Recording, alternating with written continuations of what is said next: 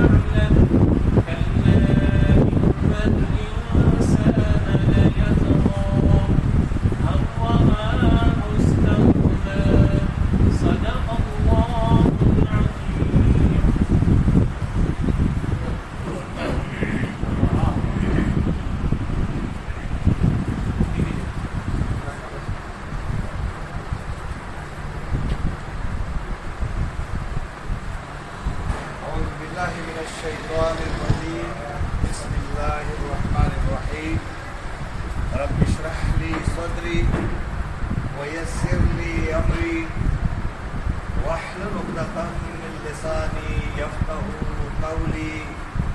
السلام علیکم ورحمۃ اللہ وبرکاتہ. سب سے پہلے اپنے رب کا شکر کہ جس نے مجھے اور آپ کو باجماعت نماز ادا کرنے کی توفیق عطا فرمائی، اور پھر اللہ تبارک و تعالیٰ نے نماز کے بعد مجھے اور آپ کو قرآن مجید کے سامنے بڑی اہم صورت کو، جو نزول کے اعتبار سے پہلی صورت ہے، اس صورت کو سمجھنے کے لیے، غور و فکر کرنے کے لیے، تدبر کے لیے، ایک دوسرے کی اصلاح کرنے کے لیے، ایک دوسرے کو یاد دلانے کے لیے اللہ تبارک و تعالیٰ نے ہمیں بیٹھنے کی توفیق عطا فرما دی. اس میں کمال صرف اللہ کا ہے، ہمارا کچھ بھی نہیں ہے. اور اللہ تبارک و تعالیٰ ان کو قبول کرتا ہے جو طلب کرتا ہے. حدیث میں ہے من طلب فقد وجد، جو طلب کرے گا اس کو ملے گا. جو قرآن کی طلب نہ کرے تو اس کے دل میں قرآن نہیں جاتا ہے. وہ اندر چاہت پیدا ہوتی ہے تب قرآن اندر داخل ہوتا ہے. تو یہ اللہ کا بڑا شکر ہے کہ اس نے ہمارے دل کے اندر قرآن کے لیے چاہت پیدا کر دی ہے، یہ طلب موجود ہے. اس پہ اللہ کا شکر بجا لائیں. آج ہم زندگی میں پہلی بار سورۃ علق کو پڑھیں گے. العلق اس کا نام ہے، اور یہ علق کا جو لفظ ہے یہ ہم اردو میں بہت استعمال کرتے ہیں، لیکن اس کا انگریزی میں لکھا ہوا ہے دا کلوٹ، لوتھرا، ٹھیک ہے نا، یعنی جمع ہوا خون. لیکن علقہ کا جو لفظ ہے اگر ہم اس کو لے آتے ہیں تو یہ علقہ جو ہے یہ اردو میں آپ استعمال کرتے ہیں معلق. جو چیز سسپینڈڈ ہو اس کو آپ کیا کہتے ہیں؟ معلق کہتے ہیں نا. اور جس جگہ میں آپ رہتے ہیں وہ آپ کا کیا ہوتا ہے؟ علاقہ. پھر اس جگہ سے آپ کا کیا بنتا ہے؟ اور اسی لفظ سے تعلقات ہے، اسی لفظ سے علاقیت ہے. تو یہ سارے الفاظ جو ہیں اسی سے. اچھا، معلق کیوں کہا گیا ہے؟ کہ مادر رحم میں جو وہ لوتھڑا ہوتا ہے، وہ جمع و خون ہے، وہ کسی جگہ پہ ایگزسٹ نہیں کر رہا ہوتا ہے. وہ اس کے اندر کیا کرتا ہے؟ سسپینڈڈ ہوتا ہے. ایسی اس جگہ کے اندر وہ سسپینڈڈ ہے، یعنی معلق رہتا ہے، تیرتا ہے. اس معلق ہونے کی وجہ اس کا نام رکھا ہے علقہ. اب دیکھیں قرآن مجید کو کون چیلنج کرے گا کہ مادر رحم میں جو بچے کی پیدائش سے پہلے وہ قطرہ ہوتا ہے، وہ لوتھڑا بنتا ہے، وہ کہیں ایگزسٹ نہیں کر رہا ہوتا ہے، کسی جگہ پہ جمع نہیں ہوتا ہے. وہ ایک پانی کی جگہ ہوتی ہے اس کے اندر وہ کیا کرتا ہے؟ معلق رہتا ہے، یعنی کہ جس کی چیز کو آپ دھاگے کے ساتھ کیا کر دیں؟ لٹکا دیں اور وہ اس کے اندر سسپینشن کرے، اس کو کہتے ہیں معلق۔ سمجھ آ گئی بات؟ اتنی اچھی اردو ہے ہماری کہ ہم کہتے ہیں تعلق، علاقہ، متعلق، تعلقات، یہ لفظ آپ استعمال کرتے ہیں۔ تو تعلقات یہ نہیں کہ آپ کسی کے ساتھ بس چمٹ گئے، تعلق کے معنی آپ اس کے ساتھ ملتے جلنا، اس کا نام ہے۔ اب آپ دیکھیں گے کہ اس کے اندر کیا پیغام ہے۔ یہ نبی اکرم صلی اللہ علیہ وسلم کے اوپر جو روایات ہیں مشہور، اس کے اندر یہ پہلی صورت ہے۔ نزول کے اعتبار سے پہلی صورت سورہ فاتحہ نہیں ہے، کیا ہے؟ اقرا۔ ترتیب کے لحاظ سے وہ فاتحہ ہے، لیکن نزول کے اعتبار سے یہ کیا ہے؟ الگ ہے۔ اب دیکھتے ہیں ترجمہ کیا ہے۔ اب جب ترجمے کی طرف اس لیے جاتے ہیں کہ ہم ترجمے سے واقف ہو جائیں، اور ہمارا مقصد یہ ہے کہ جب ہم قرآن پڑھیں تو ہم قرآن ختم نہ کریں، قرآن سمجھ کر کے پڑھیں۔ اس کلاس کا مقصد کیا ہے کہ قرآن ختم نہ کریں، قرآن کو کیا کریں؟ سمجھ کر کے پڑھا کریں، اور مسلمان اس کو ختم کرنا چاہتے ہیں۔ آپ کو معلوم ہے نا کہ آپ کس سے پوچھیں کہ کتنے ختم کیے تو کہے گا نا آپ سے میں نے 10 ختم کیے۔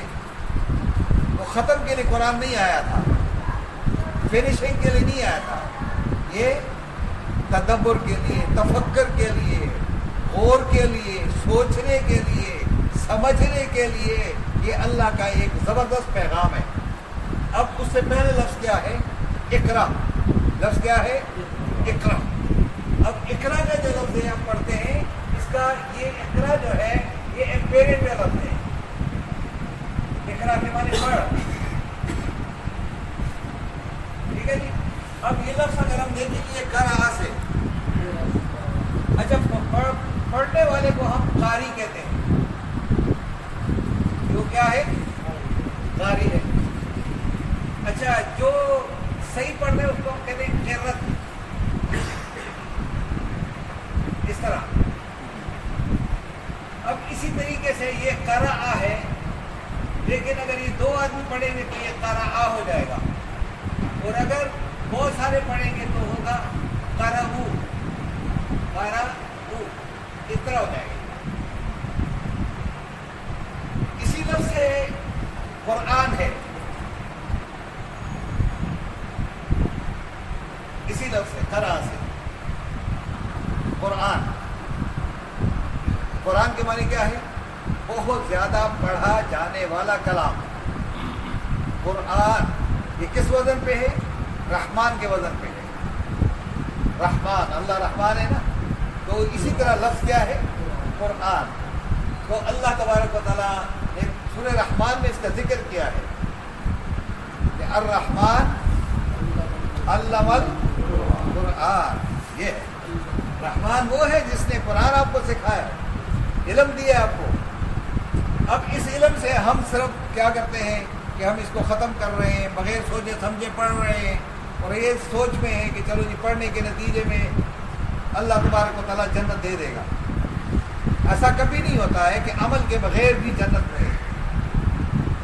جنت ملے گی عمل کے بعد، اور عمل کس کے مطابق ہو؟ قرآن کے مطابق۔ تو اب نبی کو کہا جا رہا ہے، یا جو بھی اس کا پڑھنے والا ہے اس کو اللہ کہہ رہا ہے اقرا، پڑھ۔ اس چیز سے بسم، یہ لفظ ہے بسم اللہ ہے ویسے، لیکن آگے لکھا ہے بسم، یہ کے معنی ساتھ، اور آگے لفظ کیا ہے؟ اسم، یعنی نام کے ساتھ۔ رب کا اپنے رب کے، رب کے معنی کو پتہ ہے نا، اپنے رب کے نام کے ساتھ پڑھ۔ یہ رب کون ہے؟ الذی، جس نے خلقہ، پیدا کیا۔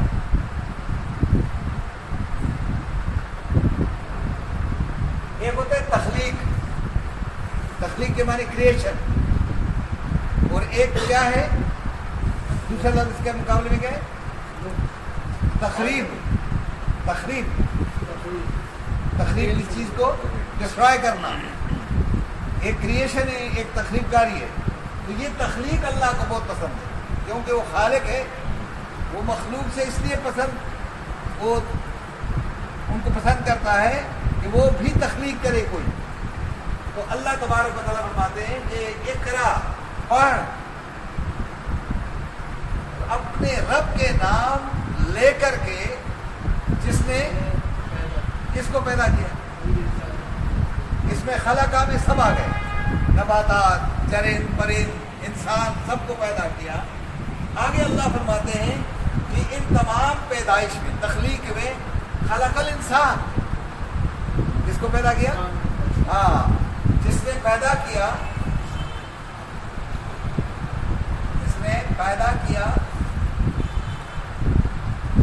اس انسان کو یا تمام انسانوں کو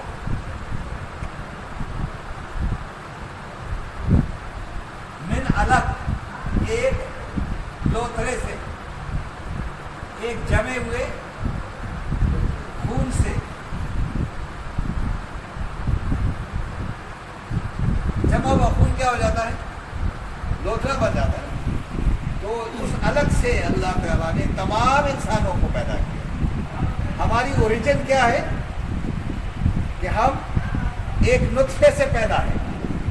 وہ عیسائی ہو، ہندو ہو، وہ رشین ہو، کہیں کا رہنے والا ہو، سب کا تخلیقی انداز ایک ہی ہے کہ ہم ایک ہی ہے سب. اور جو پیدا ہو جاتے ہیں شروع میں، وہ سارے کے سارے فطرت پہ ہوتے ہیں، وہ سارے کے سارے مسلم ہوتے ہیں.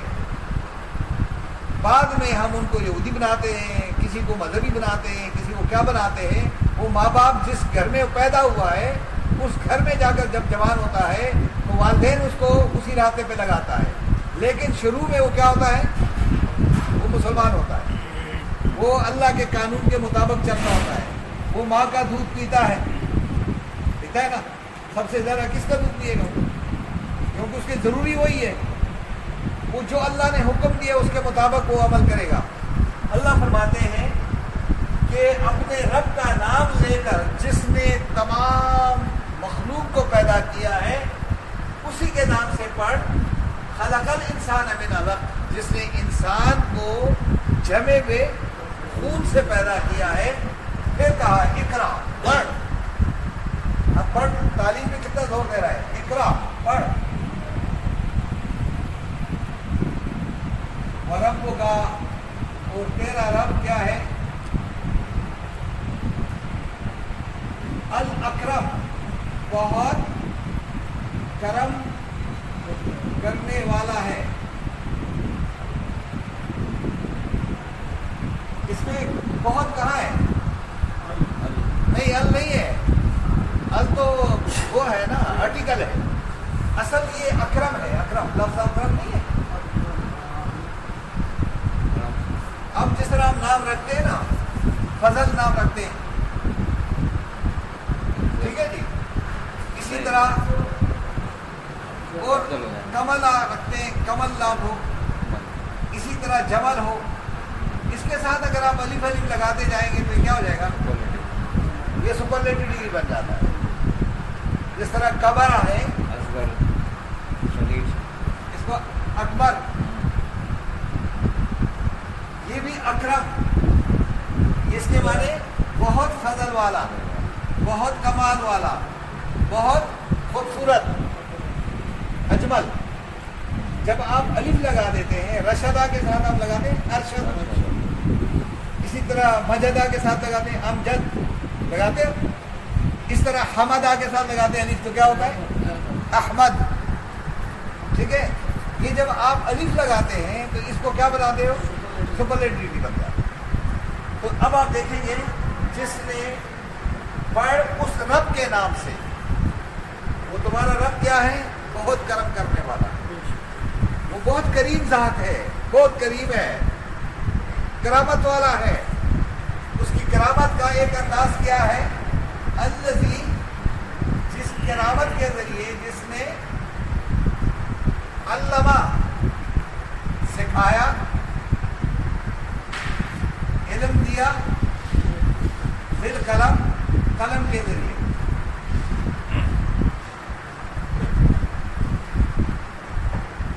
اس نے تمام انسانیت کو اس قلم کے ذریعے سے علم کو پھیلا دیا ہے.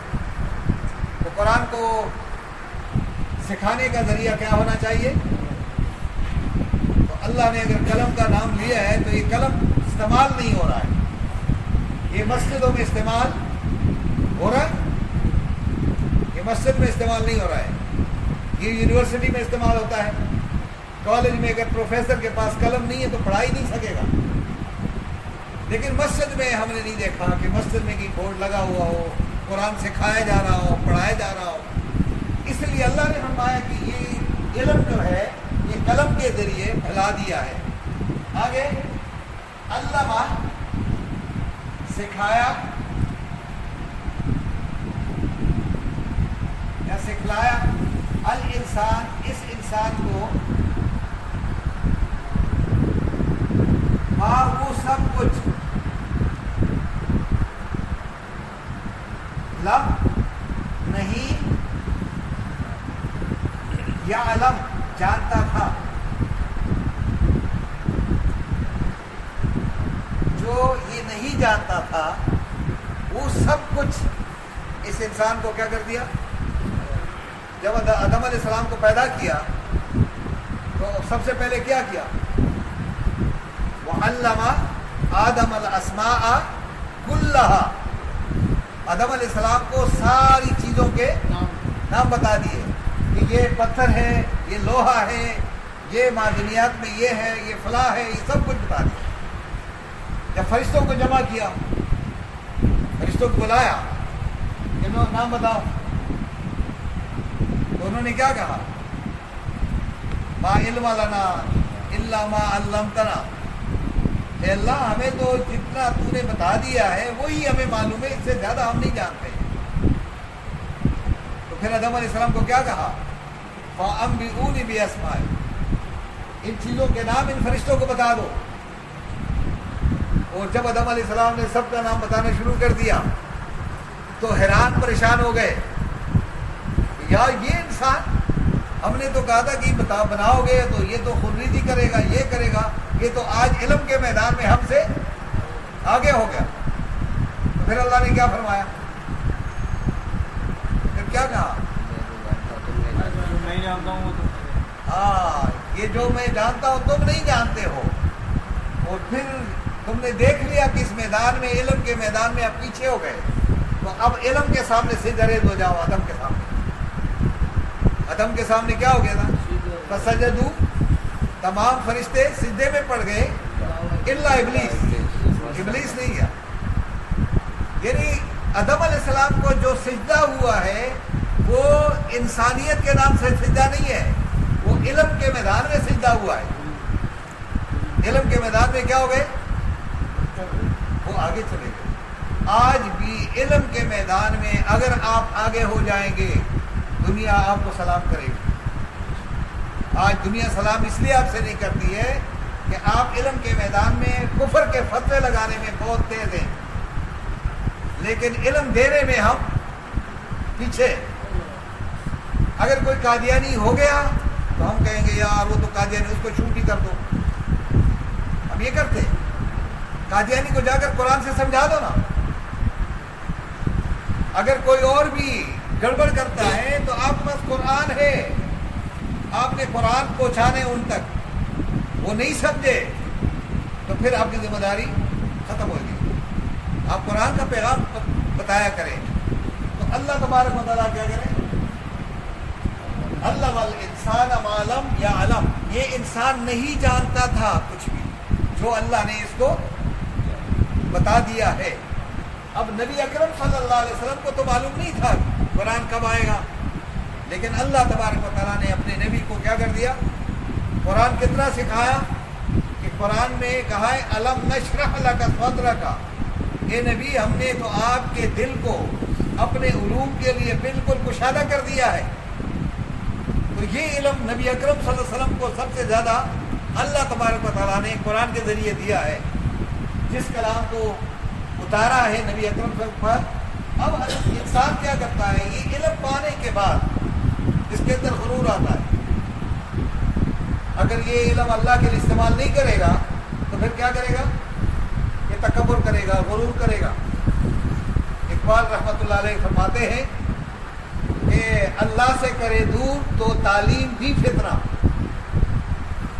اللہ سے کرے دور تو تعلیم بھی فتنہ، املاک بھی، اولاد بھی، جاگیر بھی فتنہ، ناحق کے لیے اٹھے تو شمشیر بھی فتنہ، شمشیر ہی کیا نعرہ تکبیر بھی فتنہ.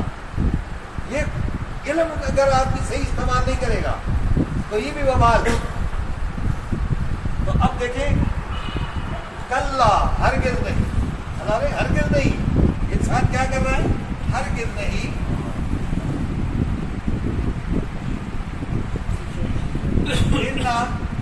بے شک، اس میں کوئی شک نہیں ہے، یہ انسان کیا ہے؟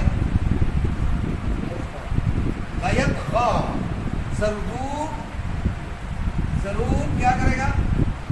سرکشی کرتا ہے اور کرے گا.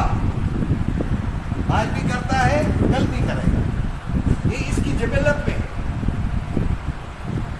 جب یہ علم کے میدان میں اللہ کے لیے علم استعمال نہیں کرے گا تو یہ کیا بنے گا؟ یہ سرکش بنے گا. یہ طاغوتی قوت اس کے اندر بیدار ہو جائے گی. اور اللہ تبارک و تعالیٰ قرآن میں کہتا ہے وَلَقَدْ بَعَثْنَا فِي كُلِّ أُمَّةٍ رَسُولًا. سورۃ النحل میں وَلَقَدْ بَعَثْنَا، اور ہم نے مبعوث کیے ہیں، فی کل امت رسولا، ہر امت میں ہم نے ایک سمجھانے کے لیے رسول بھیجا ہے. کیا کہا اس پیغمبر نے؟ ان اعبدوا اللہ، کہ اللہ کے بندے بن جاؤ. انسانوں کے بندے مت بنو. کس کے بندے بنو؟ اللہ کے بندے بن جاؤ. واجتنبوا الطاغوت، وہ طاغوت سے اجتناب کرو.